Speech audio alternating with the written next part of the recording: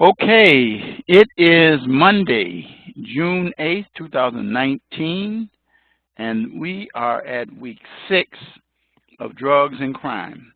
As I shared with you 6 weeks ago, this would go very, very fast, and many of you should know I'm still grading week 4. I graded quite a few of them. I'm going to finish those tonight, and then week 5, I'll be working on that later in the week. And of course, week 6, I have to wait until Sunday, not Sunday. I have to wait until at least after Friday night, Saturday, to start grading some of those, because you have until that time. So let's take a look at our share my screen so you can see where we are here. Okay, the course home page, because I was doing some grading. Okay, and you can see this information here. You can see that this is our final lecture. Week 6 will be here after this session today.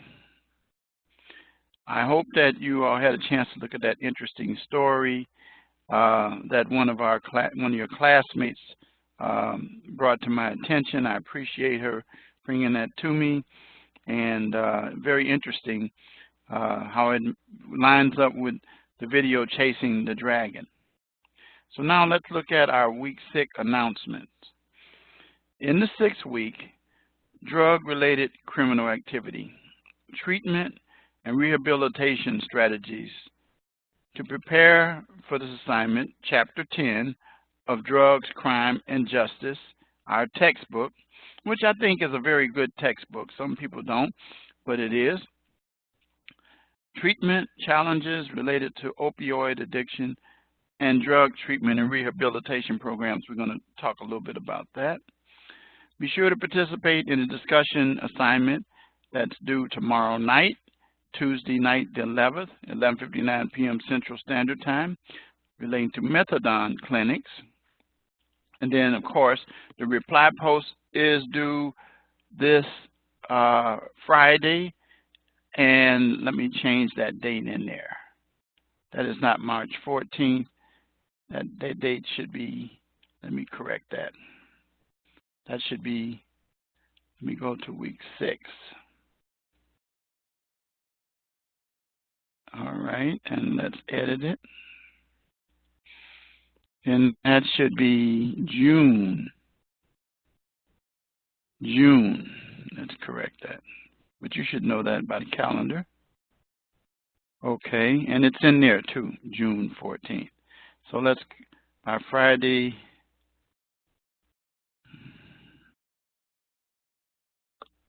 June 14.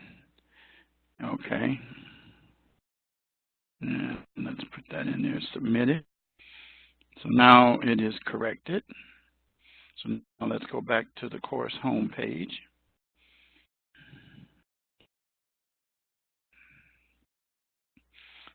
All right.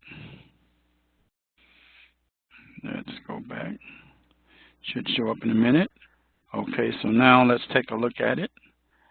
All right, so you can see that now, that it is due by Tuesday tomorrow night, and then reply post by Friday, June 14th. All right. Finally, complete the final exam, which is a timed exam. I've already talked to you about how to prepare for that, and it's due on the 14th by 11:59 p.m. Central Standard Time. And the quarter officially ends this Friday, June 14th, and you can take time to complete the end of quarter student evaluations that you received in your email. And what my motto is all about. So let's take a quick look at the course calendar. And it'll confirm what I said and what I just corrected. You could see that today is the 10th. your reading assignment. There it is right there. Your live lecture, your initial post, and then there's nothing after the 14th. You see that. So your reply post, your final exam, and then you'll see this if you click on this, and then your keyword will be due also. The quarter officially ends, so that there's no confusion at all, okay? So it's in the calendar, it's in the announcement, but I've only been saying that the whole quarter, all right? So now let's shut this down, and let's go to the module itself. Again, I hope you've been using the drug and course guide, an invaluable tool that we've promoted throughout the whole quarter. And so here's your discussion post, and your first post and your reply post, and then your final exam. Multiple choice questions is set for 1 hour. You have 1 hour to complete the exam. Okay, you should know these things because of the assignments you completed, and you should also know them because of the PowerPoints that I submitted to you to give you information and details. And then your live classroom is due there. All right, so there is no rubric that's involved here. Of course, there's a rubric, you know, the general one for discussion posts. But you can see here that the final is a limit of 1 hour, okay? It will save and automatically submit your time when it expires or when you submit it if you do it before that. It says this test can be saved and resumed at any point. It can until the time expires. And the timer though will continue to run if you leave the test. So then it'll automatically record the grade, all right? So once you hit that begin thing, you're done it. You're not going to have any materials in front of you. You know the academic integrity policy and how we are about the exam, okay? I've been preparing you for this exam since the beginning of this course. So now let's see what we have in the lesson content. So today we're going to talk about treatment challenges related to opioid addiction and drug treatment and rehabilitation programs. Those are the two things that we're going to talk about. So let's look at what has happened. As we already know, and we've established very clearly from the first week, that opioid addiction is, as the first statement makes, powerful and life-consuming. You've seen the effects that it had in the videos that we've shared, especially the one chasing the dragon, and seeing how people's lives have been just devastated, destroyed, and how it affects them psychologically as well as physically. You saw situations where people had bugs in their body. You saw how you saw them have holes in their limbs as a result of utilizing these drugs, and you saw how the various things that were used, that were put in the body, would eat up the tissue and leave all kinds of problems. And then the individuals were hooked on this stuff, and it was hard for them to stop using the drug, as they were just at the mercy of the drug. And they had all kinds of problems, like they were restless, they had muscle and bone pain, insomnia, diarrhea, vomiting, cold flashes, and sweating. Those are some of the things, but they had many, many, many more that you were introduced to during the course of this quarter. You discovered how innocent drugs such as bupropion and methadone, which are supposed to help with withdrawals, but it's, as I take the position and I say it, I don't like methadone because you get addicted to that and you have to have that. And you have to visit the clinics, and it creates a problem. So basically what you're doing is replacing one problem with another. Some say, well, methadone doesn't have the damage to the body as these other drugs do. I beg to differ. And it creates a very, very bad situation where you are dependent on another drug. So you swap out a drug. And it says that methadone is also detected in opioid on drug tests for employment. And using methadone doesn't eliminate the possibility of using other opioids, because you can find yourself utilizing those things. Another argument that is against methadone, as it says in this final paragraph, is that it removes or postpones the hard work. You got to remember, one of the things that you really have to do is you've got to go through what they call the withdrawal phases, and you will find yourself going through some really, really tough times trying to free yourself. But the key is abstaining, and abstinence is not very, very easy, as you know and discovered. It says when taking methadone, a person may not be abusing opioids, but it says, but his or her commitment to the actions necessary to recover is seldom more than an attempt to deal with intensive counseling. In other words, it doesn't really help deliver the person that attend to the meetings. They'll have a sponsor. There's accountability sessions, and but it just postpones the inevitable. And look at what it says here. Some studies indicate that over 70% of people relapse after they stop using methadone.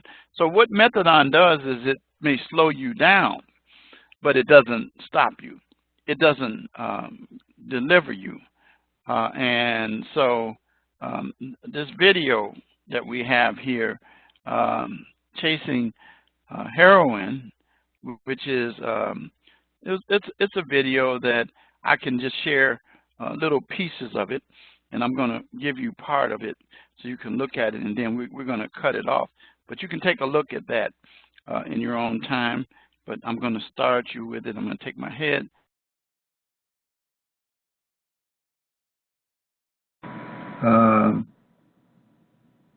Okay, so that you can have the closed captioning as well, so you can see.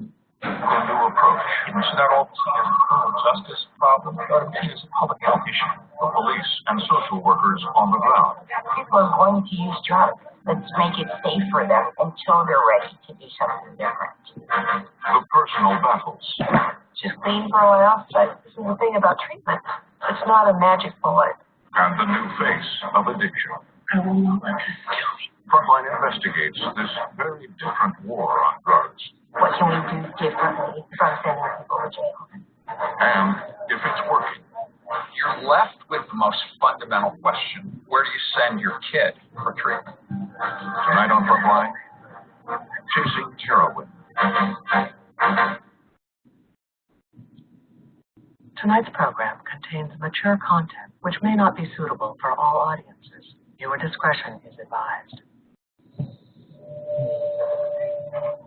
There are some alarming new numbers out from the CDC showing a dramatic rise in the heroin epidemic. Painkillers is an expensive habit.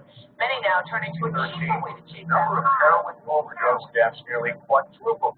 It's been creeping up on us for a long time. America's heroin problem. Sudden rise in heroin overdoses is occurring in cities big. Overdoses from heroin and other opioids now kill more than 27,000 people a year. And the numbers keep rising. The drug is increasingly making its way to wealthy suburbs and into the hands of young Americans. In the last 12 months, have you done speedballs? Yes. Goofballs? Yes. Heroin by itself? Yes. Last 3 months, have you done pain meds? Oxy, Vicodin? No. And how many times have you overdosed from opiates in your life? Never. And how many times have you witnessed someone else overdose from opiates? 3 times.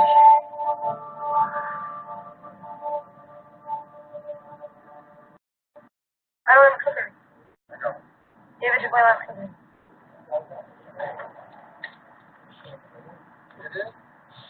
Dude, I think. Here, that's clear. Christina Block says she first tried smoking heroin when she was a teenager. When I was 14, I tried heroin, and it just, like, made everything feel, like, safe and okay. Did I give you enough food? I think I got really trapped in it because, I mean, I guess I didn't know too much about what addiction was. And it just became so second nature. It consumed me. She moved to injecting by the time she was 16. I was friends with this girl who was like 24, and she was shooting up, like that's how she did it. And I just was kind of interested in it, and I asked her to hit me one time.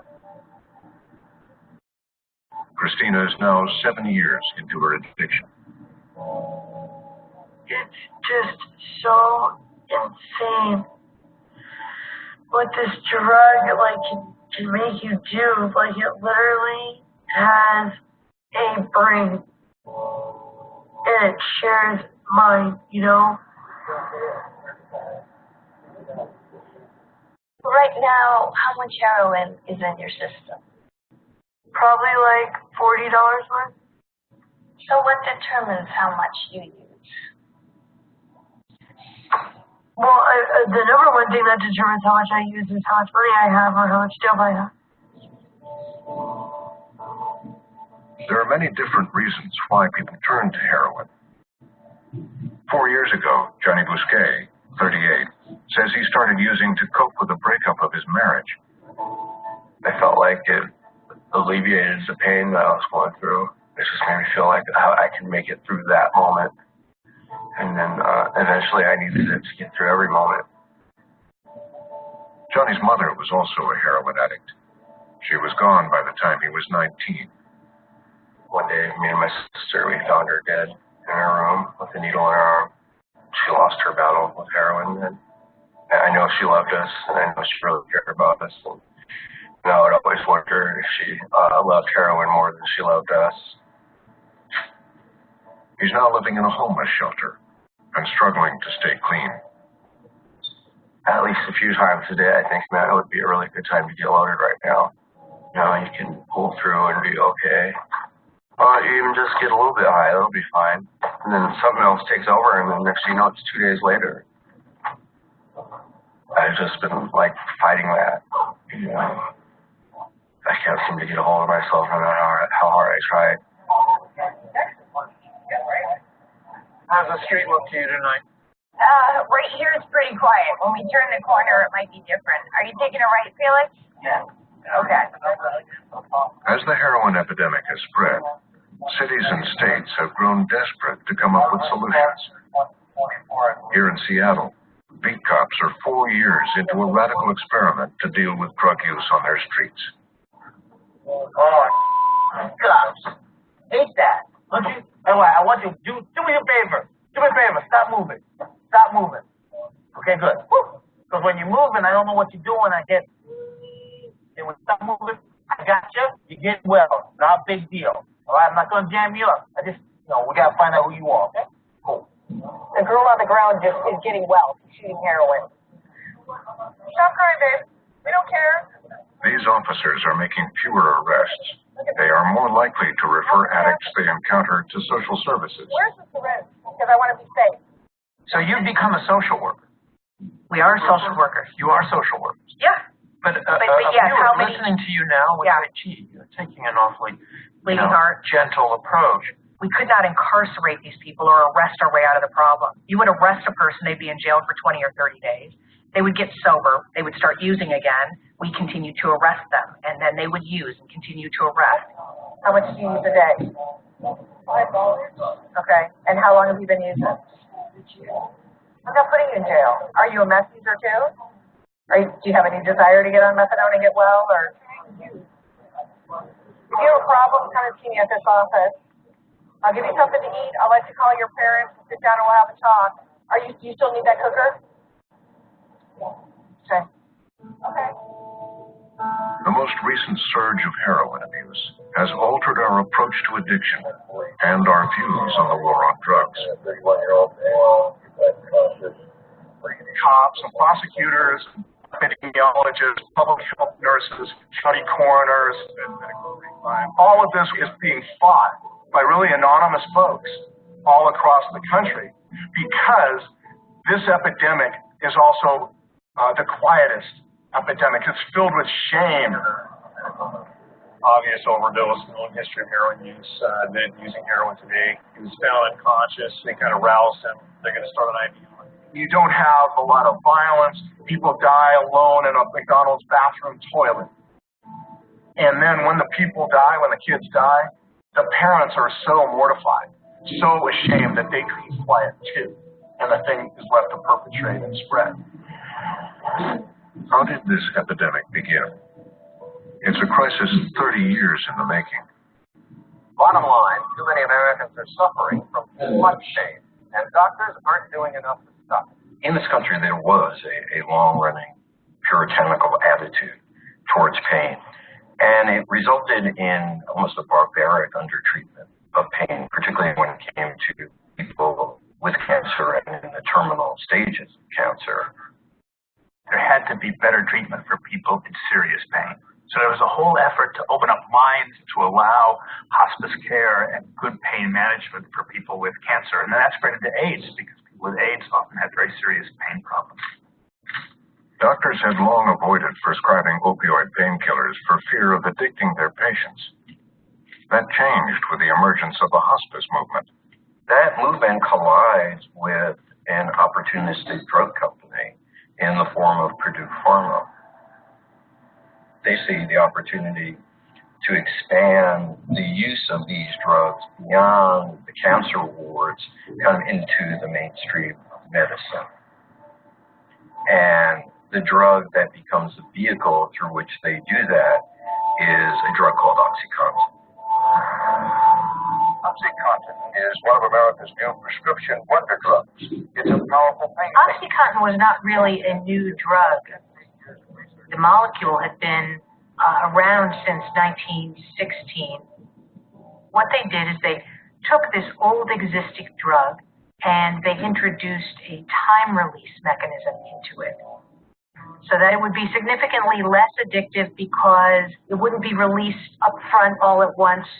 That's how they pitched it to the FDA.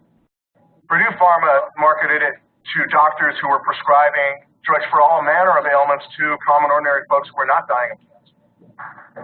To them, OxyContin initially looked like a godsend. It looked like this wonder drug, like all of a sudden we can give this and we don't need to prescribe 8 Vicodin a day.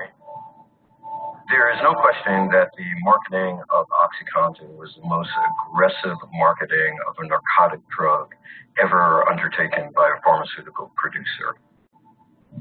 The FDA allowed them to make the claim that because it was a long-acting drug, it might, the stress being on the word might, be less prone to addiction and abuse than traditional drugs. There was absolutely no science to support this idea. Zero. The undertreatment of pain is a major public health problem. To urge doctors to treat pain more aggressively, Purdue Pharma launched a series of promotional videos. The pain that I have basically covers my neck to my feet. 34 million adults suffer from chronic pain. The company used prominent pain specialists like Dr. Russell Portnoy to ease concerns about addiction. The likelihood that the treatment of pain using an opioid drug, which is prescribed by a doctor, will lead to addiction is extremely low. Opioids are safe and effective. The message in these programs was that real addiction in your patients treated with opioids is exceptionally rare. Less than 1% of patients. Purdue Pharma managed to persuade a lot of good people in medicine that they needed to dramatically up their prescriptions of opioids. Now, part of the reason they were able to do that is that there was clear evidence there were some people in pain who didn't need to be in pain, and we had underused them. There's no doubt about that.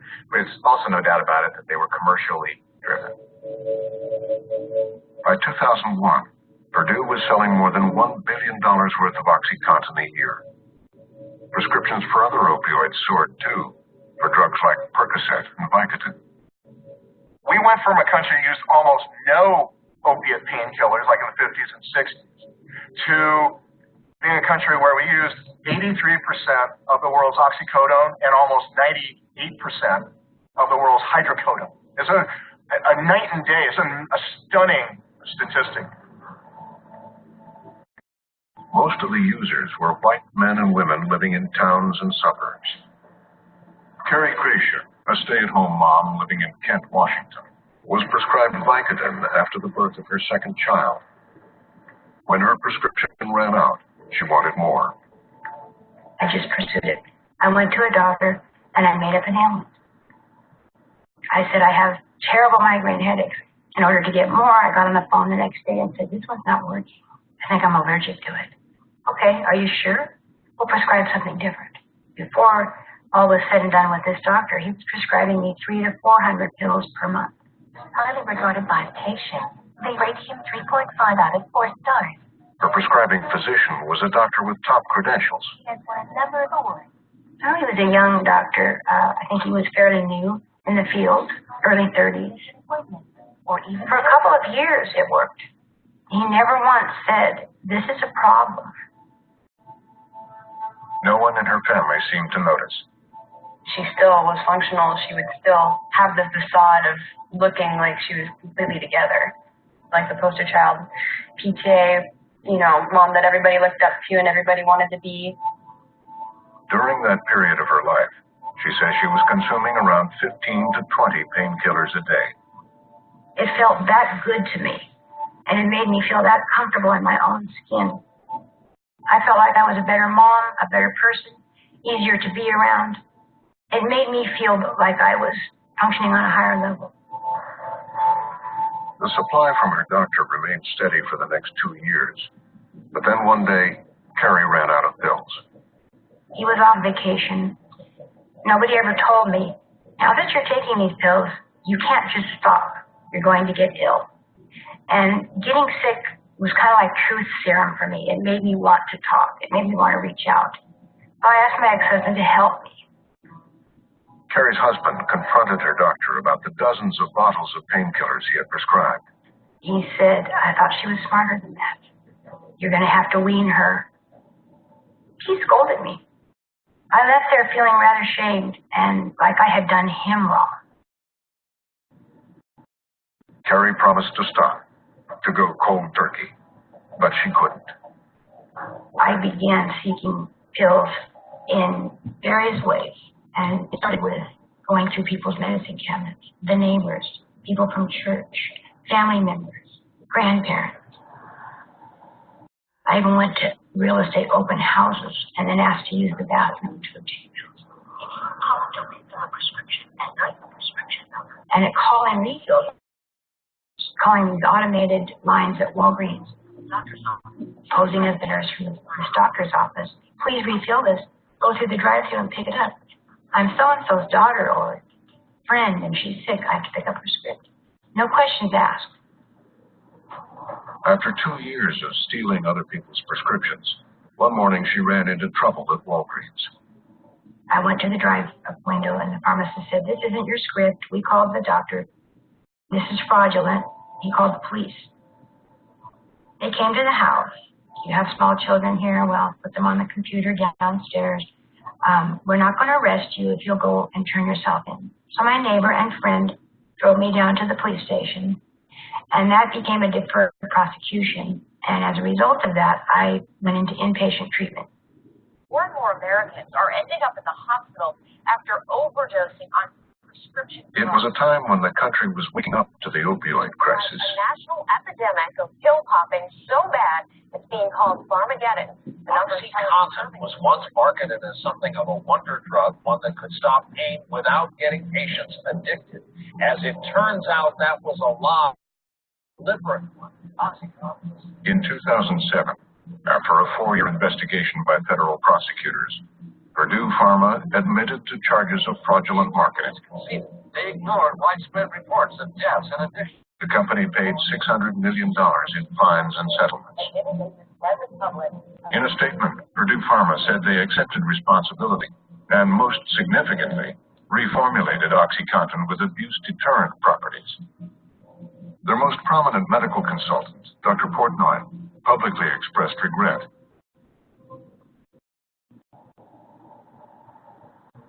By 2009, a newly appointed team at the Office of National Drug Control Policy was coming to grips with the magnitude of the opioid crisis. You know, all we had to do really was pick up the paper and just see every day, you know, there was a story about people dying or, you know, doctors getting arrested for writing pill mills, those kinds of things. Clinics that will prescribe just about anything for The new deputy drug czar, Dr. Tom McClellan, was poring over data on overdoses, but it was outdated. One of the problems is you don't get the results of opiate overdose for 3 years. There's a lag of 2 years. So it's like driving by looking in the rearview mirror. Okay? So you knew that there was a rise in the prescription rates. Well, we didn't realize that the statistics had already started to really go way, way up. At the Centers for Disease Control, Director Tom Frieden was looking at health data for the whole country. I was just stunned. The only thing that was getting worse was deaths from opiates. Everything else was getting better. But then I began looking through the whole of the Centers for Disease Control and Prevention, and I was seeing the impact of opiates everywhere.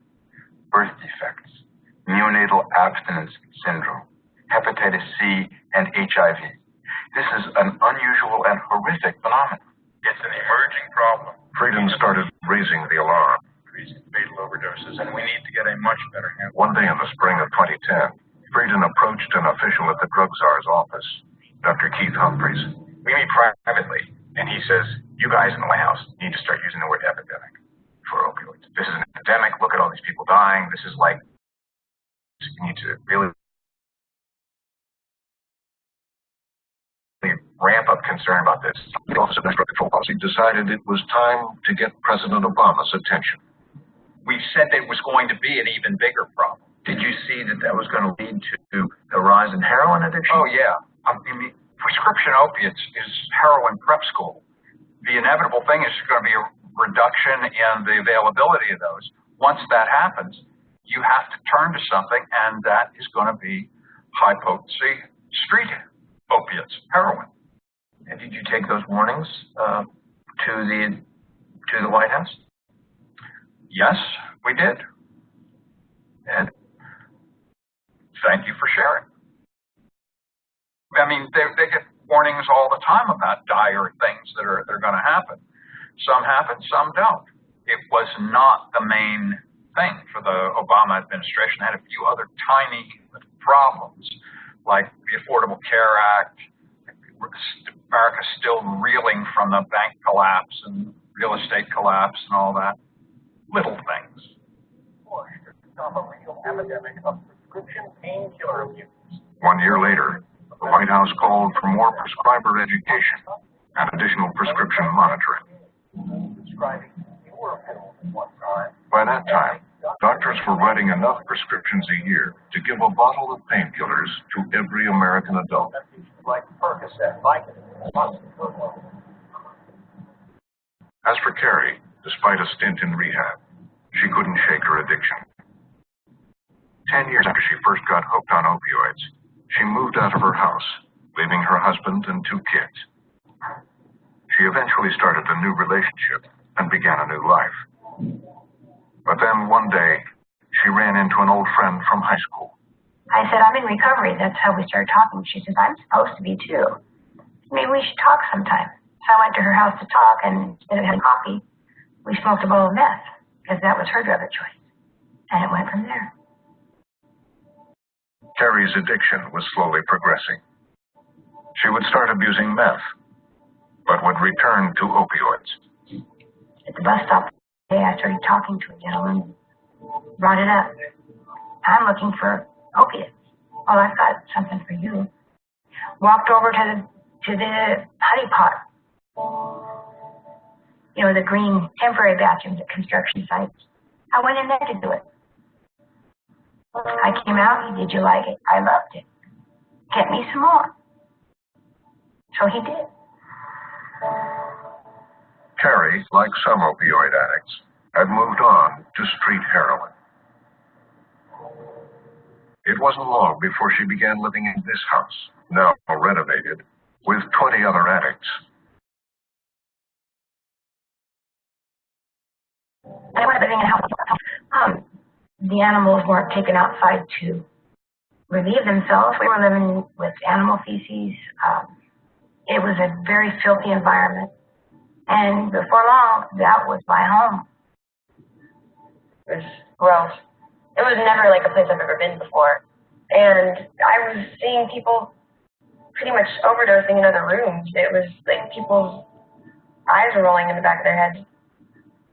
And it was shocking to me because she would just act as if that wasn't happening when she was hanging out with me.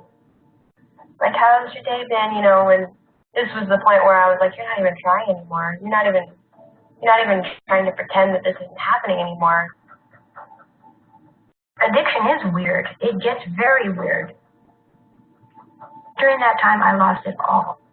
And it really didn't matter to me. As long as I could get high, it was okay. A heroin boom. I have never seen the amount of heroin that's on the streets of America today. Mexican drug cartels are flooding the U.S. with cheap heroin. As painkillers opened the way for heroin, Mexican drug suppliers were ready. Products across the border.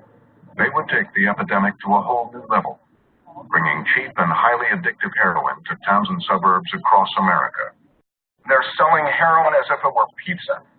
They were the first drug trafficking group to understand that the pill market was essentially priming the heroin market. A quiet, unsuspecting neighborhood was the perfect cover for a cartel. Wherever there was a town that had a lot of pill users, they would set up a store there. They call it stores. The multi-billion-dollar drug empire. And what you need is a large community of pretty well-to-do kids with money to buy the dope, with cell phones to call the dealer, with cars to go get the dope, and private bedrooms to shoot it up. Teenagers in middle-class and wealthy suburbs now had easy access to tar heroin. Kids like Mara Williams. Mara was a born athlete. By the time she was about 13 or 14, she could throw a pitch about 65 miles an hour.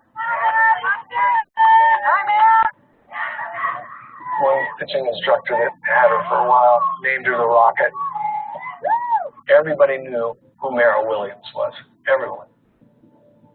Mara appeared to have the happiest of childhoods, full of privileges. Ballet lessons, piano, a close-knit family. Her early childhood was just ideal. We lived in a beautiful bedroom community in Seattle. I had a great job. We were a very tight foursome. My husband and I and our 2 children. It was a great middle America life.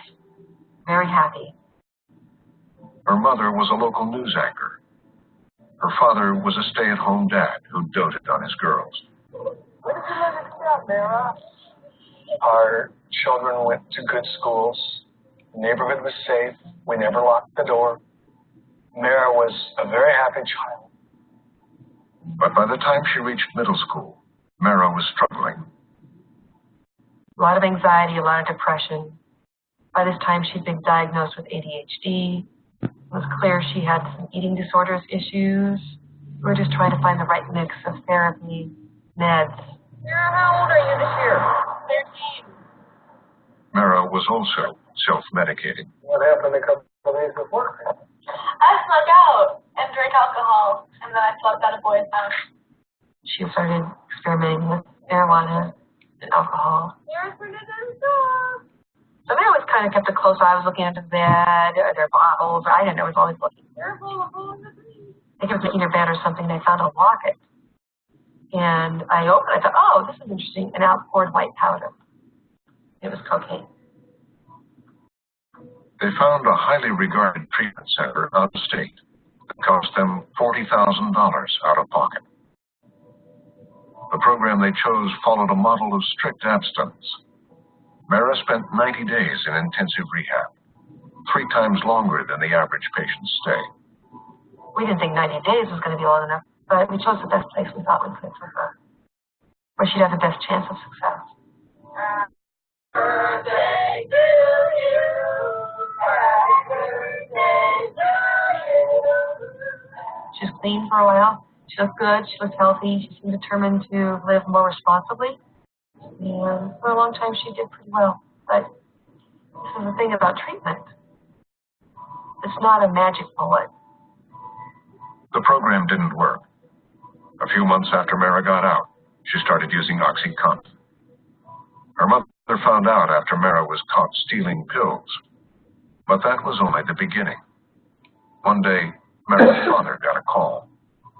I was at work one day and I had one of her friend's fathers calling me frantically. And he said my daughter and your daughter were using heroin. She was a junior in high school, and she was caught in the bathroom cooking heroin.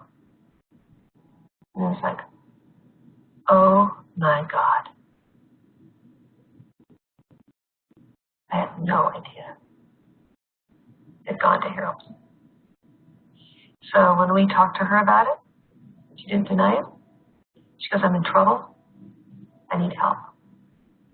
She says, can I go to detox tonight? After another 30 days in rehab, Mara came out finally ready to embrace sobriety. She went to AA meetings regularly, worked hard at school, and delighted her family when she finally graduated. I'm Mara. And first off, I gotta thank you guys. That was here without you. You guys gave me a fourth chance. And I'm really incredibly grateful to you guys. Thank you. And my beautiful family, look at all this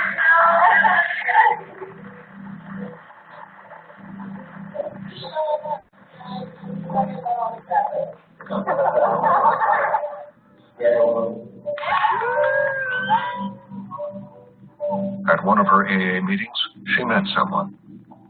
She just kind of knocked me off my feet when I first saw her, you know. She just had this thing about her that some people have, and she was able to get through my barriers, you know. Jordan Zuloff was just back from his 3rd tour in Iraq and was trying to kick his addiction to heroin. We're both into metal music, punk music, you know, activism. We're just really like-minded in that way and just kind of goofballs together. We just had a good time. We were both sober and living that life. It's like at the forefront of our relationship and what we did, you know. A lot of it was based around that, being sober and being healthy and proactive. They were both in AA. They were working their AA program together, going religiously, working the 12 steps. She'd say, I really like sobriety. I like the way I feel. I can't believe how clean and clear my brain is. She was just doing a great job. She did a great job. But heroin is considered one of the most addictive drugs. Up to 60% of addicts relapse in the first year after treatment. Mara managed to stay off for a year and a half. Penny told me, she's like, I think Mara's using again. I was like, there's no way. There's no way that could be happening, you know? I didn't believe it. And then I asked her, she's like, yeah, I did once. You know what I mean? But I'm like, but you're not continuing to do that. You're gonna get help and we're gonna deal with this, right? 6 months later, Mara was dead. Found a needle in the sink, the water running, and her dead on the floor. Had to have happened really fast. She was clean for a long time, and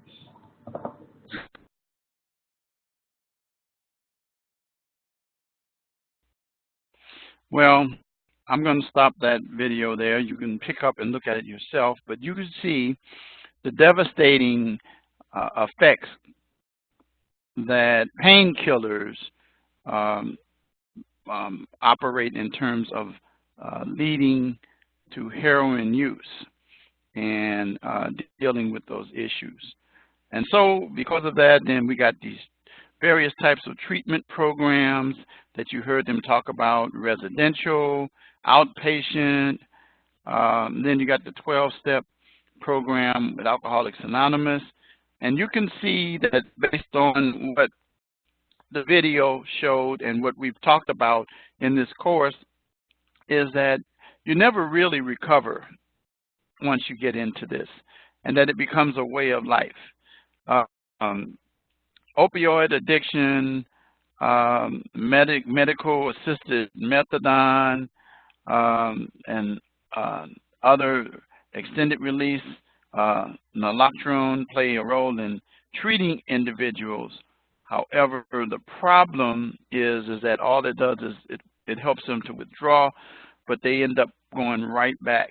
And so we are in a pretty tough situation, people, recognizing the fact that there is, as you see, law enforcement recognizing the situation as is that even arresting and locking up people is not the answer. The war on drugs, as you see what happened, is that when individuals got hooked on opioids and then they reached the point with these various painkillers, oxycodone, they graduated to heroin. And then here comes the drug cartels bringing in God knows what's in this heroin. And people with professional lives living in, as they said, rural areas, suburban communities, well-to-do, were buying these things. And so it's an epidemic, people. It's an epidemic. And so I hope that you've learned from this course the seriousness of these things, and you understand as you go into law enforcement yourself that there is a role that you as a law enforcement person are going to be carrying out, as was said in the video, that you become a social worker. You can't lock everybody up. You can pass laws, but the key thing, as I said before, is getting people cured and delivered from these various drugs. And that's the real deal that's going to really help people. But we don't have a lot of that taking place. So I hope that you've learned something in this class that you won't forget when you become a criminal justice professional, and that it also has given you the ability to be empathetic with individuals who are caught up in this situation, because it is all around you, everywhere. And famous last words of some people: it won't happen to my kids, my family. But you saw how the news reporter who was out there probably doing reports on stuff like this, and then it hits her home. So with that, I'm going to terminate this session, and I'm going to just simply give you a key word that I want you to, a key phrase, and that's heroin addiction. To get these points. I hope you've enjoyed this course. I hope you learned a lot. I enjoyed teaching it. I hope I see many of you in other classes I teach. I hope that you will continue on with your education. If you're about to complete your associates, continue on to get your bachelor's. And as I said, the things that I've shared with you in our lectures, the things that you saw in the videos, the materials that I've shared with you about how law enforcement is moving towards deflection programs rather than locking people up. And so don't forget that. So I'm going to say good night and tell you that as I return back to the classroom, I hope that you have enjoyed this course. And as I said at the beginning, you will not be the same person at the end of this course that you were at the beginning. Many of you have learned things up close that you probably didn't realize was all around you. So I'm going to say good night. And don't forget to get those assignments completed. Remember, I'm not accepting assignments 1 to 3. Assignments 4, 5, and 6. Of course, I'm grading week 4 at the present time, and just get those assignments in. They're all independent of each other. You don't need the grades on the other. You already know from weeks 1 to 3 what my requirements are and how I operate. APA is a big issue. Grammarly is another big issue. And just following the rubric. That's all I've said throughout the whole course. So I'm going to say good night to you.